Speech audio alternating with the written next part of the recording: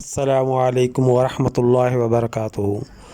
سیدہ عائشہ رضی اللہ تعالی عنہا سے مروی ہے کہ رسول اللہ صلی اللہ علیہ وسلم اپنے گھر والوں میں سے کسی کو بیماری سے اللہ کی پناہ میں دیتے یعنی دم کرتے تو اس کے جسم پر اپنا دایاں ہاتھ مبارک پھیرتے اور درج ذیل کلمات پڑھتے: اللہم رب الناس اذھب البأس واشف انت لا شافی لا شفاء الا شفاؤک شفاء لا یغادر سقما۔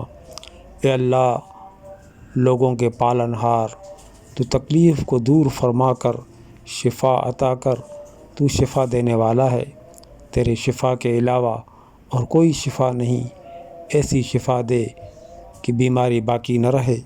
میرے بھائیو، اس چینل کو سبسکرائب کریں، لائک کریں، اپنا خیال رکھیں، ہمیں دعاؤں میں یاد رکھیں۔ جزاکم اللہ خیر۔